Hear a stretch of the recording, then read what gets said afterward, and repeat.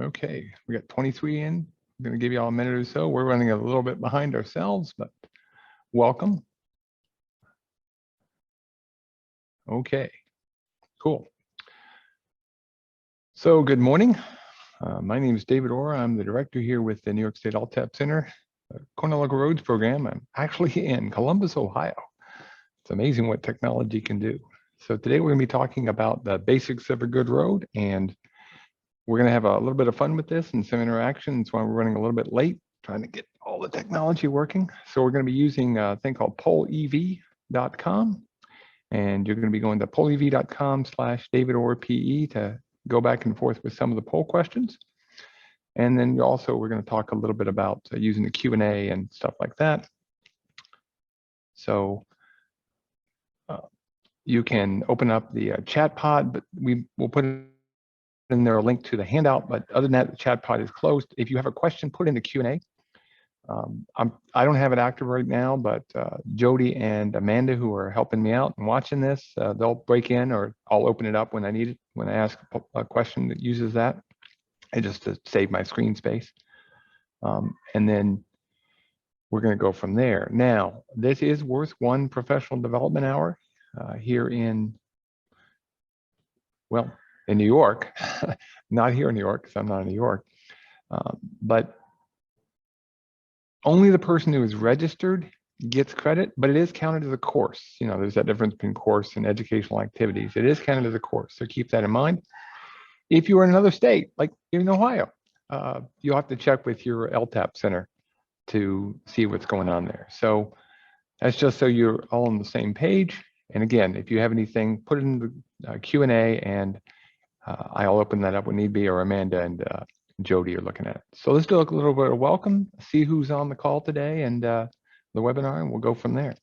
So again, we're going to be using polev.com/DavidOrPE, and Amanda's going to throw that into the chat, so you can just use that. You don't have to write it down. You can just click on it. Okay, so who do you work for?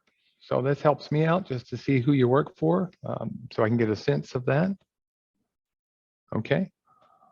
So we've got town, county, state and federal, consultant, city or village, tribal, contractor, any honest folks who are working for the weekend.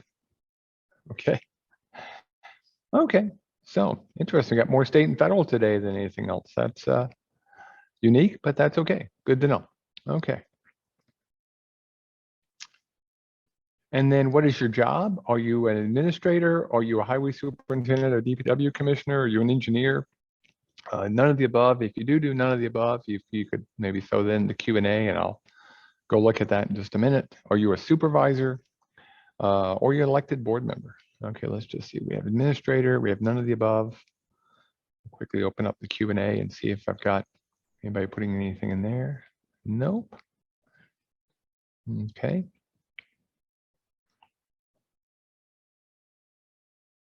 And then finally, where are you from? Okay. So you can actually click on the map. It's actually pretty good. I could click on Ohio and show you where I'm at, but I'm actually in Ithaca, of course, most of the time. Okay, so we have quite a few in Rochester, Syracuse area. We have one person swimming out in Lake Ontario. That's good. Okay, hoping on a boat. Well, how the Wi-Fi is out there. Okay. Okay, so that gives us a sense where everybody is from, and a couple in the Western New York as well. Okay, that's good to know. Okay, so now I get a sense of who's here. So let's move on, and we'll hopefully again and have a little bit of fun. This is the first of our second year of these foundational Y webinars. Next week we're going to be doing different things, and the dates are wrong. So ignore these dates. I'll give you the better ones at the end. There's a slide I changed last night, but I'm actually running it off of Amanda's computer, so ignore that. So let's start with a simple poll. Give me the name that you have on some of your roads, like street and avenue and driveway. Put a word in that you would think of when you think of road, or think of highway, or think of street, which of course, by the way, you could put in road or street or highway too, by the way. So put that into the poll everywhere. You type it in the computer and see what we come up with. And there's a reason, there's a method in my madness. Street, yep, okay. Road. Okay, not your name, but the name of a boulevard, a parkway, yeah, a county road, county highway. Okay. Court, ooh, I like that one. Courts are going freeway, lane, yeah. All kind of words mean road. So when I say the basics of a good road, I'm not talking about things that are called roads. I'm really talking about transportation. And yes, it could even be a trail. Some of these basics we're going to talk about work on a trail just as much as they do on a street or a highway, even a little bit on an interstate. Some of the things we'll talk about are valid. The idea is we're talking about moving people from point A to point B, okay? So the next question then is, why do we build roads and streets or boulevards or lanes or trails or expressways? Why do we do that? What do you think? What do you think you would put down as an answer for that?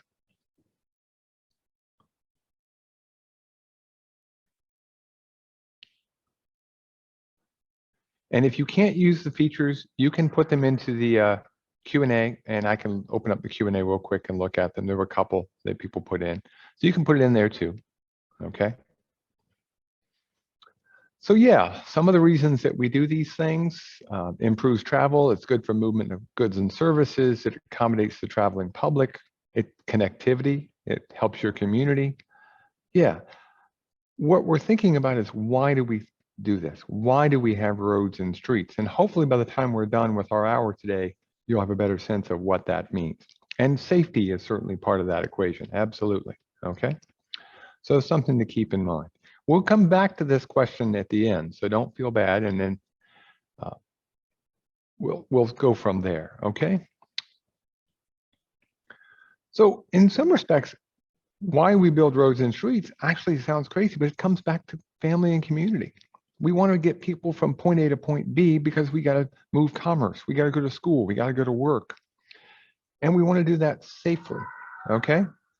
And to do that, we're going to talk a little bit about traffic structure and geometry. And if you're wondering, by the way, that's my mom, my grandmother, and my uncle, who are all now together. But that's sad, but that's part of life. And so how do we make sure those lives are well lived and safe? So that's what we're going to talk about today, why we build roads and streets. So we'll start with traffic.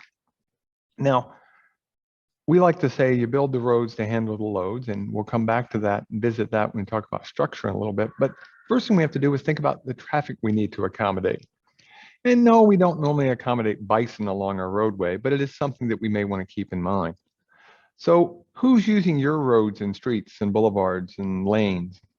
Who's using that? So you can put that in to thepoleeverywhere.com, or you could put it into the Q&A if you prefer, if you can't access the Pole EV. Pedestrians, farmers, yeah, that's pretty important.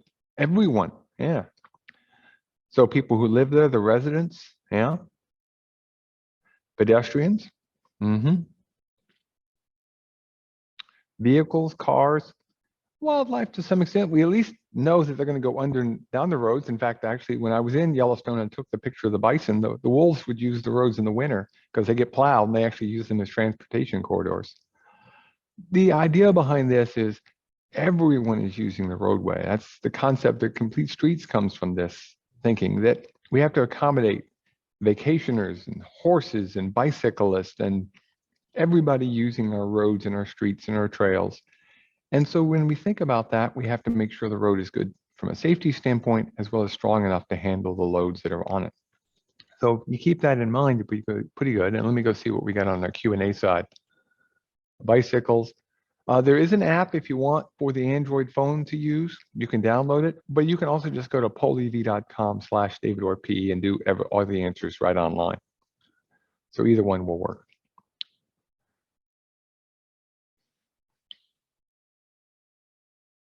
So as we talk about this, you may have heard something called functional systems. This is essentially the concept that roads have different classes and we have different standards for different types of roadways. So the main roads, we call them arterials. They connect point A to point B, okay? And they're principal arterials. It's the interstate system, the main roads that connect county seats, and in Ithaca, Route 13 is a principal arterial. That's the main roads and they're going to be kept to the highest standards. We're then going to have roads that are minor arterials. They're pretty important for the network, but they're the second tier. And these are the blood arteries of our transportation system. But obviously, we need to collect the traffic that comes to those roads, and then we call those collectors, and they all come from local roads. So on this map, this is the city of Ithaca. The green is the principal arterials, the red are the minor arterials. These are designations by the feds. And the blue would be your collector roads to bring the traffic in to the red roads and the green road. Everything else is local. And what's important? Well, it depends where you are. We all want to live, and we actually think we live on a local road. So even if you're on an arterial, you're thinking about it in a sense of a local road, a local street. And sometimes it's difficult when we mix those traffic levels together. Part of the reason the interstate system works is because we've kept it to just the traffic that's on it. But if you think about the functional system, it all has to work together, okay? Now, there are some very low volume roads, and we sometimes have different standards for those that are under 400 vehicles a day, and I'll come back to how you calculate that out here in a little bit. But that's just something that you can keep in mind, okay? Now, estimating traffic. How many vehicles do I have in a day? Well, I got a couple of rules of thumb for you. So we're going to look at a rural area and we're going to look at an urban area, okay? And the rules of thumb are slightly different, but it turns out that the traffic has a pattern to it. And during the busiest time of day, there's a certain percentage of traffic that comes along. So in a rural area, about 15% of the traffic goes down the road in the busiest time of day, which is either that morning commute when they're going to school and work, or in the afternoon when they're coming home from school or work, and you know where that is. Most of the time, it's actually the afternoon because people want to get home, but in some communities, it's the morning rush where it's that peak, biggest traffic, okay? In an urban area, it's about 11%. It's a flatter, not as much of a concentration of traffic because there's always some movement going on, even early in the day and late at night. Well, if you know that, you can go out there and you can count for 15 minutes. Multiply that number times 4 and divide it by that percentage, and you'll get a total traffic. So for rural roadways, it turns out if you count for 15 minutes, you multiply it times 4 and you divide by 15%, that works out that if you counted 1 vehicle a minute or 15 vehicles over 15 minutes, would be 400 vehicles per day. So a good rule of thumb of that 400 that I talked about, very low volume, is it more than or less than 1 vehicle a minute? Now you could also just use a quick multiplier if you prefer, an F factor, depending on whether you're in urban or rural areas. So the factors would be 27 in a rural area and 36, and let's not worry about fractions or any small stuff like that. But it's a quick and dirty way to go, oh, that's how many vehicles are using this roadway. And it's surprisingly accurate if you catch the busiest time of day. You can just count for 15 minutes and voila, you have a traffic count. Now, there are lots of other ways to get traffic. There's a traffic data viewer from the New York State Department of Transportation. That's in the handout that's available. Again, you can open that up via the chat. It's on our website.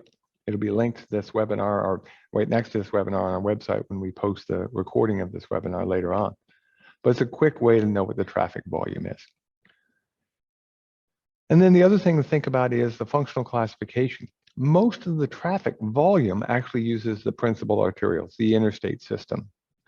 And if you add in the minor arterials, it's 65 to 80% of all traffic volume, but it's only 15 to 25%, including all those minor streets, the arterials. Collectors, only 5 to 10%. If you think about a county road system in New York State, it's only 5 to 10% of the total mileage, but it's really important to take the traffic from the local system to the principal system. But the local road system only maybe have 30% of the length, of the volume, but it's extremely important because that's how we start and end every single trip. And it's most of the mileage, which if you think about the town road and the village system, that's exactly what we're dealing with. So that's a functional classification that's got funding behind it, but it's also a way to think about how roads work. And of course, we transport most of our goods by truck. So let's, I'm not going to do a poll everywhere. I'm just going to, this time I'm going to ask you, somebody throw into the Q&A. Open up the Q&A pod and tell me what you think percentage of traffic is that we transport by truck. See if somebody will throw that into the Q&A pod for me.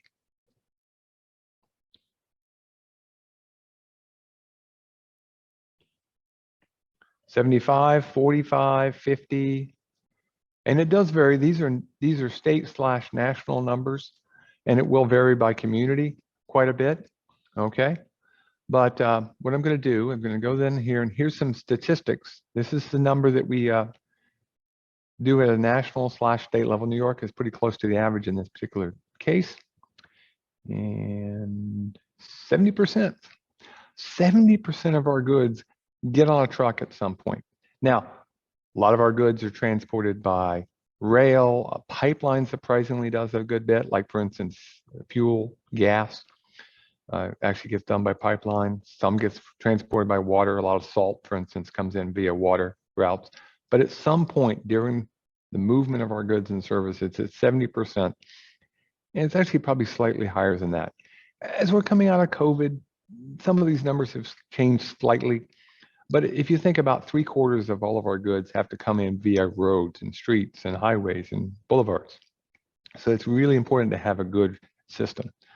So here's an example, blow up. This happens to be the Cornell campus.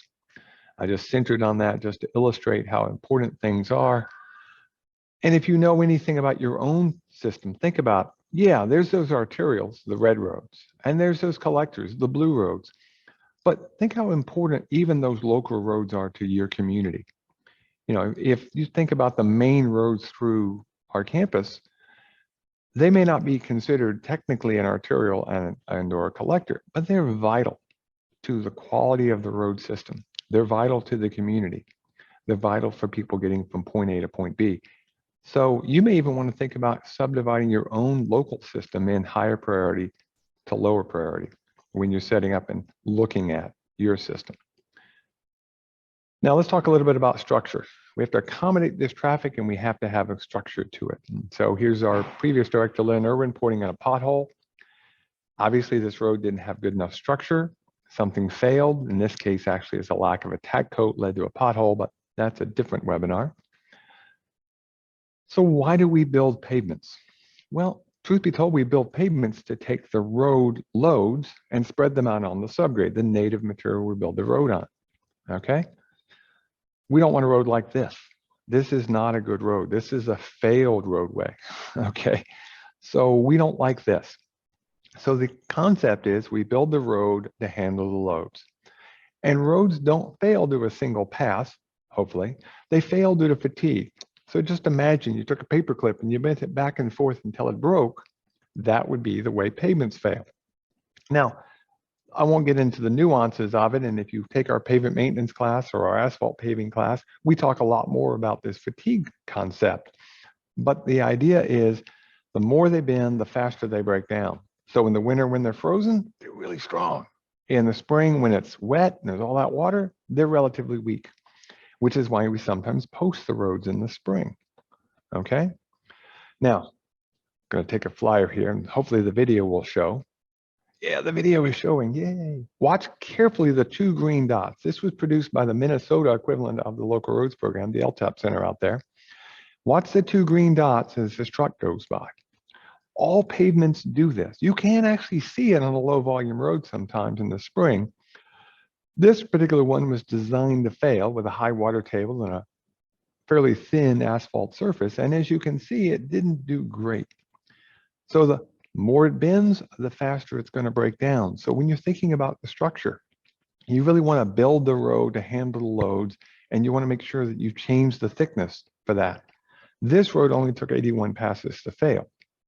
Most people wouldn't think that's a good design, but it turns out perfect design in this particular case, okay?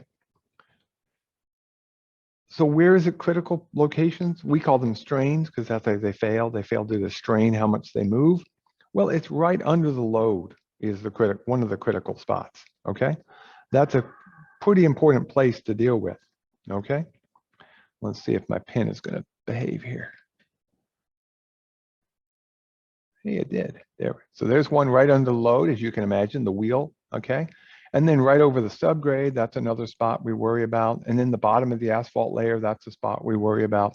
Places where there's the most bending. Heck, there's also some concerns up here where the asphalt might crack because it's bending in the wrong direction. Okay. The point is, you need to understand that the more your road bends, the faster it's going to fail. So you got to build it strong enough so it doesn't bend too much. And flexible surfaces like a good quality chip seal or even a cold mix can actually hold up really well and take a lot of strain, which is one of the reasons we like to have a blend of different kinds of layers. Now, when we think about that bending, how much bending occurs, how much damage occurs, trucks versus cars, well, trucks do a lot more, okay? Something like this is an extremely heavy load, but we won't worry about that too much. Let's just talk about a car versus a truck. And let me see if I can get my pin color to change here. I don't like the pin color of red. It's going to be hard for you to see. So imagine that a truck weighs 30 tons. Okay. And a car weighs 3 tons.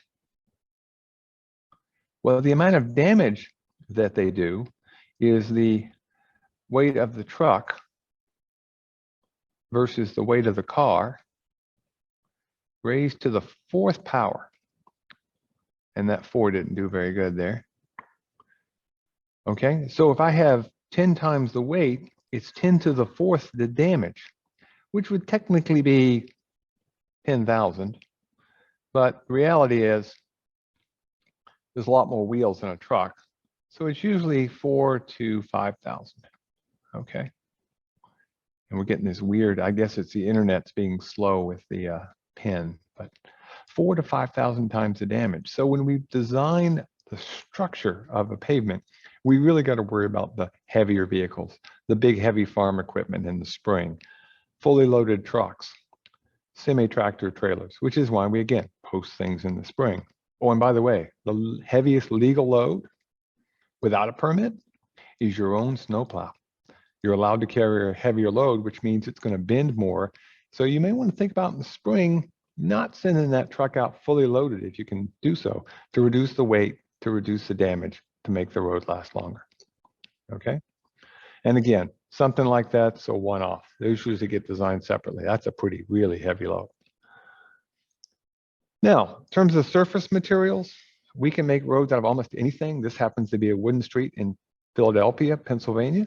But what kind of materials do you use on your roadway? What, if I was going on your road system, what would I see in terms of what's on the surface? Brick. Okay, you got brick streets, yeah. Asphalt, probably the most common is asphalt. And again, if you can't do it, you can always put it in the Q&A. Concrete. A lot of people like concrete roadways, and they certainly something to look at. Okay. And we have a chip seal. Yeah, the chip seal is actually a pretty good surface. Okay. I like chip seals, actually. As long as the gravel underneath can handle it, it can be an excellent surface and last for a long time. And the structure then comes from the gravel. Okay. Most of our designs are based upon asphalt, but something to think about is just using a road that's a thin surfaced roadway. Okay, stone, brick, dirt. Yeah. So in New York State, most of our roads are asphalt, but there are states like Iowa where it's actually mostly concrete. And of course, unpaved roads, still about half the mileage in the United States, mostly local, is surfaced with gravel, dirt, earth, unbound materials, not asphalt, not concrete, not brick, not wood. Okay. So as you think about that surface material, that leads you to think about, do you have the right mix from your layers to the bottom? This had been a really good gravel road for many years. Gravel was doing fine, but the traffic volumes were getting higher. Once the traffic volume gets high enough, obviously it gets dusty. That can be a safety issue. It tends to ravel then. So you may think about, okay, I'm going to pave it. But what makes a good gravel surface doesn't make a good gravel base. And as soon as you put a surface over the top of it, you trap the water that used to get out. And that water that's trapped comes up in the spring when it starts to warm up. And if it's got too many fines, too much clay, too much silt, it's going to break apart in the spring and fail. That line is only at about 8% clay and silt. Above that, it's going to hold enough water that it will break apart in the spring. And that's what happened here. This road had been good gravel. They chip sealed it and it failed in a few months because they didn't clean up the gravel before they put in the chip seal. So if you want to take an unpaved road and pave it, check to make sure that the gravel is clean. And you may have to clean it up or stabilize it in one way or another to reduce that fines content so it doesn't get weak in the spring. And by the way, if you got roads you're turning back into gravel, you may need to actually add some silt or clay back in because that's your binder. And if you just let the road go, you actually could create other problems and raveling problems too, because now there's not enough fines to hold it together. Something to think about. Now, obviously, we worry about flooding, we worry about drainage. We spend a whole day with a class on drainage. Just want to make sure you remember drainage is our #1 thing when it comes to structure. You take care of the water, you're going to have a pretty good roadway. Low fines, water can get off, good ditches, but not overly deep. Culverts that are well maintained, you're going to have a good structure. You can still get floods though. This happened after a hurricane. The water got trapped and went right down the roadway. So keep that in mind when you're thinking about your road system. Think about drainage. There's only 3 things that matter in building a road: drainage, drainage, and drainage. Okay. And then we could spend a whole day on maintenance, and we do. We have a pavement maintenance class. We have some webinars we've recorded on pavement maintenance. My favorite pavement maintenance technique is doing nothing. And we're doing that right now. This is a road that should have had nothing done to it. I'm a big fan of crack repairs, which can be done surprisingly almost any time of year, though here in the fall is actually a pretty good time before winter hits. Spring's even better. But don't put good money after bad. Have a good maintenance program and you're going to be better off. And what's the focus of maintenance? Keep the road together and take care of the water. So you got to seal that surface. Obviously, in this case, we weren't sealing the surface very well. And this town was spending $30,000 a year on crack repairs. Do it right once. Otherwise, put on the side of your truck. Big motto: we do it nice because we do it twice. No. So it turns out, if you look at the way pavements work, when we build a pavement, it starts off very good. Okay? If we could do that chip seal, if we could do that crack repair, we can do it sooner. We can do it up in this range here, where it's 50 cents per square. But if we wait just a little bit longer, now we got to start thinking about doing maybe even an overlay with crack sealing ahead of time. And now it's $1 to do that per square foot or square unit. And if you just wait a few more years, now you're talking $4 or $5 per square or more, if you want the honest truth. The goal here is catch it early. Fix it before it becomes a serious problem while it's still cheap. Okay? You can pay me now or you can pay me later. They used to say in the old oil filter commercial. Same is true on roadways. Set up your maintenance program to keep good roads in good shape, and then slowly bring your other roads back up to being in good shape. And long term, you'll have an asset management program and you can maintain your system. Okay? And then I want to talk a little bit about geometry. Now, in terms of geometry, that's mostly focused on cars and safety, but we do need to think about getting the larger vehicles through the roadway itself. So in a rural area, we want fairly flat corners. We want to be able to have sight distance and right of way, and we'll talk about some of these things. But what does the public need? Okay, so I'm going to give you 3 choices. I'm going to give you 10-foot wide. Okay, so 10-foot wide little road or street. I'm going to give you a 22-foot wide paving the travel portion of a roadway, or I'm going to give you 36 feet. Okay, curb to curb. If I could only give you one, which one are you going to choose? 10 feet, 22 feet, or 36 feet? Which one are you going to choose? And see what you vote for. You can only have one.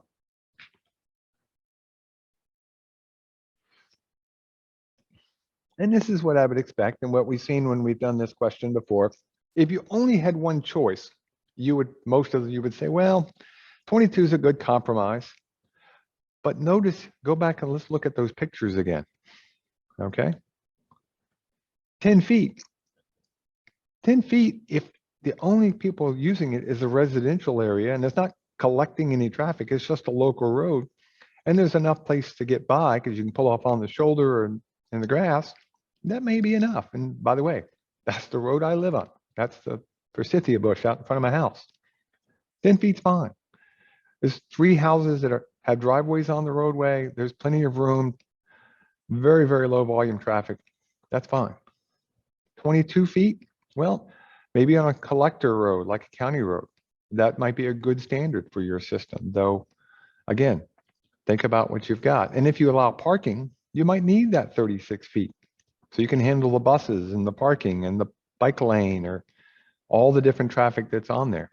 The key here is there isn't one standard. And we like to do that. Oh, we'll just pave everything 22 feet, or we'll put everything down at a certain thickness and a certain width. You really need to be designing and thinking about designing your roads to handle the loads and handle the geometry and the traffic. But let's talk about a few of these issues that we can deal with, okay? Now, part of the reason we do all of this is safety. And so something that comes up a lot in design calculations and why we do things is stopping sight distance. And that includes 2 things: the perception reaction distance, how long it takes from the time you see something until you actually put your foot on the brake, and then the stopping distance of the vehicle, which depends on weather. Is it frozen? Is there snow? Is it summer? Now, the perception reaction time for you to actually put your foot on the brake turns out to be about a second to a second and a half. But when we do design, we actually like to use 2.5 seconds. And the reason we like to do that is just be a little conservative. And we know that some drivers, especially older drivers, tend to have a little slower reaction time. So we design a little bit longer than that, but most people have. And in stopping distance, we actually design the road around it being wet, not pouring rain wet, just the surface is wet. You've seen that during a light rain or right after a rain. That's the design that we use. What that means, though, is in dry weather, we can go faster, but in snowy weather, we got to slow it down. We're trying to do a compromise when we build a road between all different kinds of weather conditions. So as a driver, you really sort of need to think about, yeah, I can go faster on a hot day when it's summer and the tires are warmed up. But if it's snowing, you may need to slow down. In fact, some days you might be better off just to stay home, especially now that we've got Zoom. Okay. Now, in the most current standards, the most recent ones, they've added something in called the decision sight distance, which I actually like. I wish we would use it more. The concept behind the decision sight distance is that if you think about it, and there we go, come on, don't be stubborn. There we go. Get rid of 2.5 out of the way. The concept behind the decision sight distance is in an urban area when there's a lot of things going on, it takes longer for us to react. And even in a rural area, if it's a hamlet or something like that, you might just want to have a little bit more time to react to something that's unexpected. So we've increased the distance a little bit to deal with that reality. And that's actually not a bad idea to improve safety, especially with pedestrians and bicyclists and things that are unexpected, okay? How do we tell the public what to do? Well, we use signs. Signs are our primary communication tool, and they can help us, especially when the geometries aren't perfect. But good signage makes a huge difference. So think about your signs. I don't think this is really a good sign. Sharp bend. Are you going left? You going right? You going up? You going down? I don't know. Okay. What we should have done here when this road was closed is we should have put in the proper signage, which means an arrow to the left, maybe some chevrons, and an advanced sign that says turn. Now, you could have made them orange and black. It's a work zone. They're supposed to be orange and black. But if all you've got in stock are the yellow and black, good, great, go for it. We'll accept that. I'd rather have the signs you've got. Because remember why we're doing this. We're doing this to help the public who's unexpected has to turn, might be a safety issue, okay? And think about the workers working in that bridge site. If somebody misses that turn, they're gonna have a really bad day, okay? Now, in terms of that horizontal alignment, That's again based on safety, but in urban areas especially, we got to be able to get the trucks through, and we got to be able to get the buses around it. So even if we're doing something like these mini roundabouts to help with complete streets and pedestrians and bicycles, we have to make sure vehicles can get through for deliveries and for getting people their furniture when they move. So you balancing act that we've got to reach. Now in rural areas especially, and even in some urban areas, when the vehicles are going pretty fast, we super elevate the road. We pick up the outside of the corner and we transition so that people can go around the corner a little bit faster. Now there's limits to how much we can do that in winter zones like we are here in New York State, but a well-designed roadway is a lot safer, and they can keep the aesthetics if we do it well. Major issue we have to think about though is our intersections. Remember that perception reaction time, it's still true around intersections. So we really want to have good, square, easy to understand intersections. This is one right at the edge of the Cornell campus, and it's actually 3 legs all coming together and can be confusing to new drivers. Think about those people who aren't familiar with your areas. We actually like right angles. It's safer, it's easier to see, and we could spend a whole day talking about the safety of roads. Oh, hey, we have a workshop on that to get into the details of intersections and super elevation and safety. And a lot of our geometry is based on that particular kinds of issues. Same with our vertical alignment. We're trying to make sure you can see over a crest and over a hill, and the road's not so steep you can't get up and down it. And whether that traffic is a buggy, horse and buggy, or a bicyclist, or a car, or a truck, there's safety concerns that we have to think about. So when you're thinking about roads, why do we have vertical alignment? It's primarily safety and how easy it is to get up and down that for different kinds of vehicles, the users on our roadway, okay? Now, in terms of horizontal curves, we pretty much have a built-in system. We don't have anything new that we're building, with some exceptions. So we have to sign to help people get around those corners, super elevate them to get around those corners. Good signage, widening the inside of the corners can go a long way to making things safer, okay? Now, I've got a question for you. You're driving down the roadway, a tire blows out. You know you can pull to the left or you can pull to the right. What are you going to do here? Give them a choice. Throw into the Q&A pod. You're going to go left or you're going to go right? Somebody put in the Q&A pod. Decide quick because your tire just blew out. You're going to go right? Right? Most people are going to go right. Okay. Let's see if I got anybody that went left here. That looks like most people went to the right. Okay, got one person going to the left. And we don't normally like to go to the left because we might be having oncoming traffic. Okay. This is one of those classic cases whereby there is no right answer. And we know that. But we as road managers can make things a lot safer. Going to the right isn't bad, but that ditch is a little bit deep. And if you get it the wrong spot, you might have hit that driveway, and that could be a safety issue. So you might go, oh, I'll go to the left. Well, in this particular case, it looks like the left isn't too bad. Instead, you look a little closer and you realize, you know, I don't think I want to hit those tree stumps. Anything above about 4 inches in height can snag a vehicle, and a tree trunk is one of the most dangerous things to hit. More people get killed hitting trees than anything else.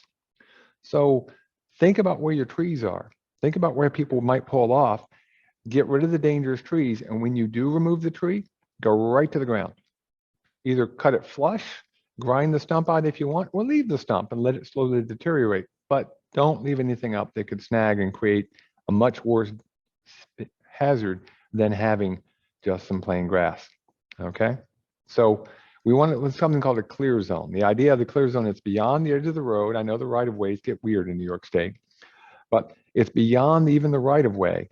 And a board does have the authority to set a clear zone, even in a place which has roads by use or streets by prescription, only moving forward, however. But don't let people plant trees and get them growing up near your roadway.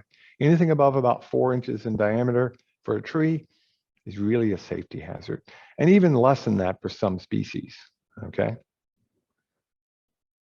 So our geometric standards that we use, there's tons of them out there. You can use something called the AASHTO Green Book. The state's got something called the Highway Design Manual. These two are linked to each other. The state really pretty much follows AASHTO. which is the American Association of State Highway and Transportation Officials, for those who really care. It's the state DOTs. And you're probably going, but AASHTO, the state DOTs, how do they know about local roads? Well, there are actually 5 states in the mid-Atlantic where the state DOT maintains everything outside of a city. Used to know an engineer out of North Carolina. She was the chief pavement engineer for the state. She dealt with interstates and she dealt with gravel roads about the size of the one I live on. It's 10 feet wide. So they do have something called the AASHTO low volume standards.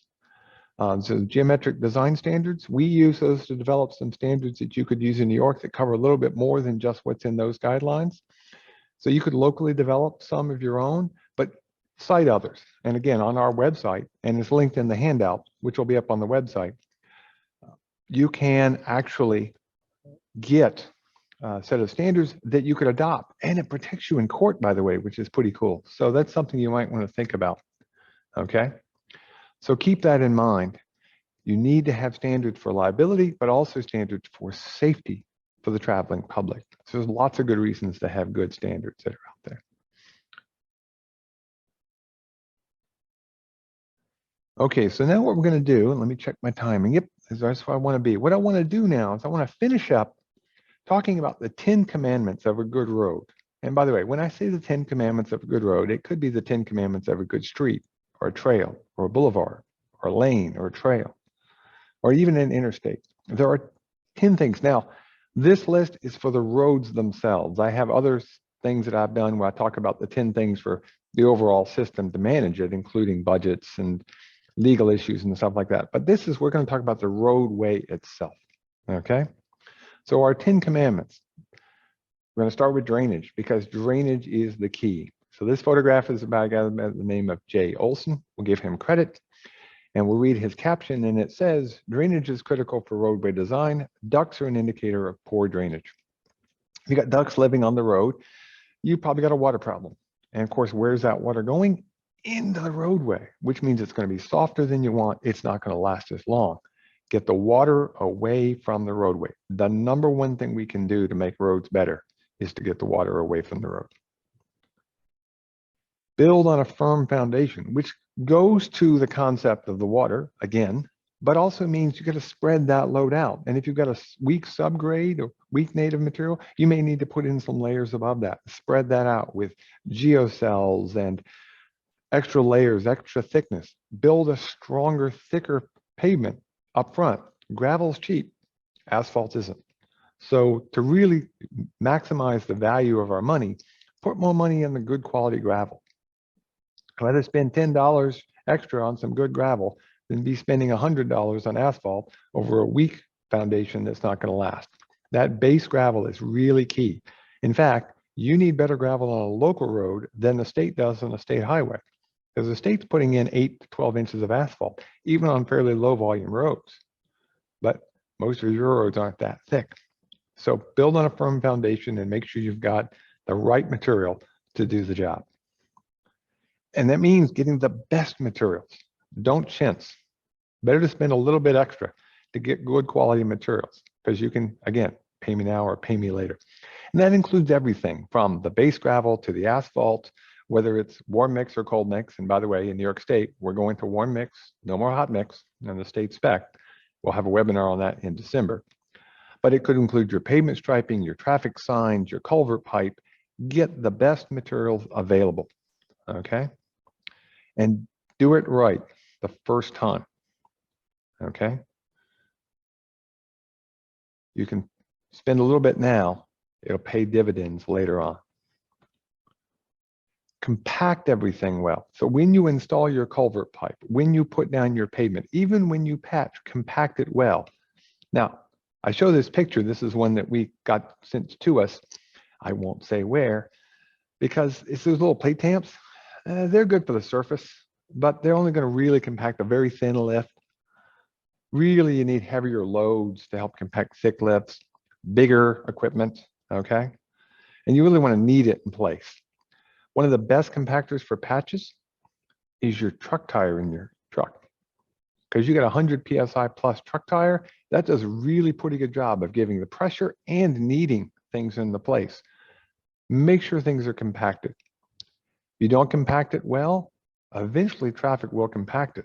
And you've all seen culverts where you can find the culvert because you hit it with your car tire because traffic eventually found it and compacted it.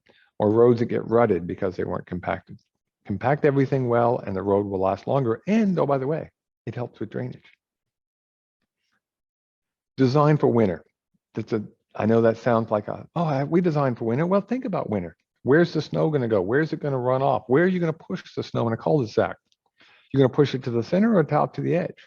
I know of agencies that purposely put a center, so they actually have more of a keyhole shape in their cul-de-sac, and they actually push the snow to the center. Now, those of us who like to use cul-de-sacs to play baseball when we were kids don't like the center median, but you can play other games. You can make it work. The idea, though, is think about the winter maintenance. That's the driver for a lot of what we do. It's also the driver for our staff, and we know that's an issue. But think about the winter maintenance. That drives a lot of what we do. And obviously, even though we haven't had a winter yet, it's a coming. And so we need to be ready for it when it does get here. Okay? Design for the loads and the volumes. So go out there, do that morning count. Count for 15 minutes. Figure out what your traffic volume is, see how many trucks you've got, and change the structure to match the loads.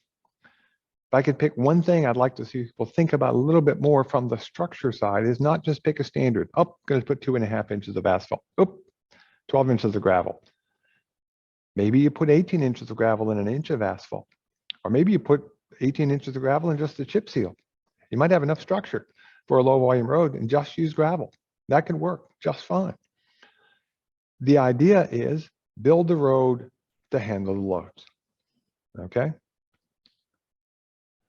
And we can help there. We have tools to help you with that. If you're interested, just let us know. We have some things on our website and some spreadsheets. Now, the one we've got is mainly aimed at asphalt, but we can also talk to you about how to do that same work for gravel. The key is make sure the road is maintained so that it will last. And if you've got to do work, do it right, do it once. Okay. So here's a good example. I got to move my little thing out of the way because I can't see it. Oh, 8 tons. Do you post in the spring? That's fine, short term. Post in the spring, but post it so that you keep it from being damaged during the spring thaw, which varies from year to year to year. Okay.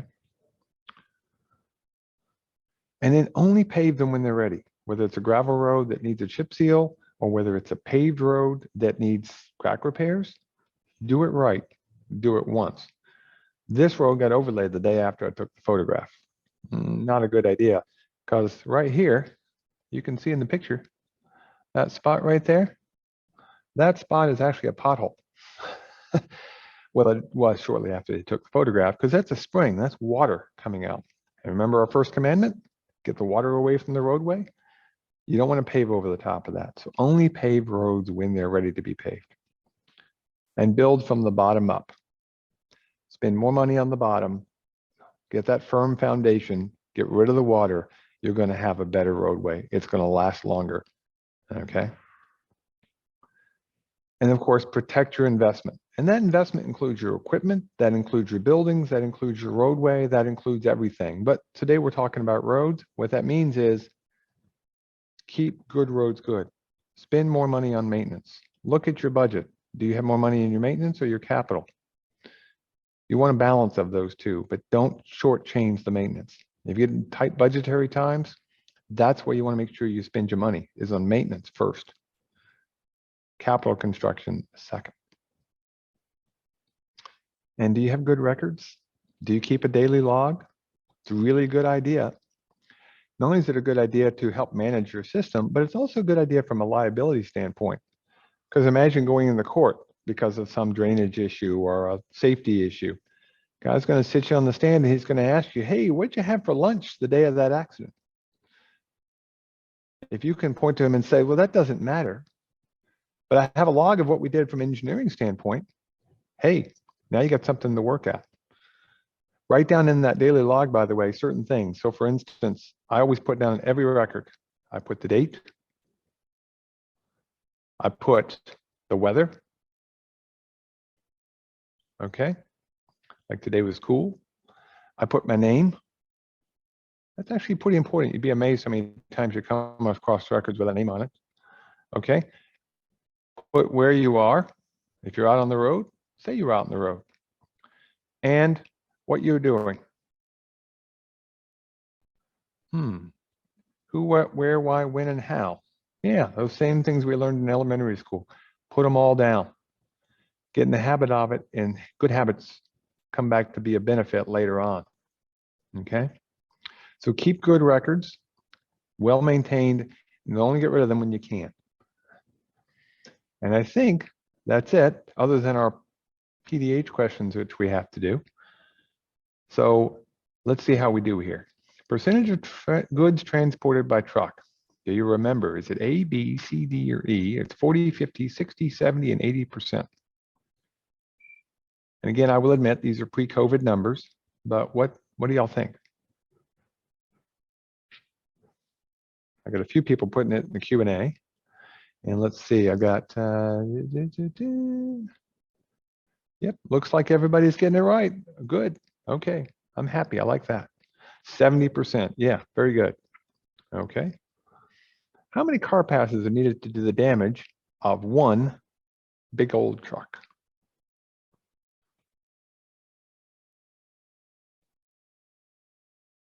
Let's see, a little bit more range on this one.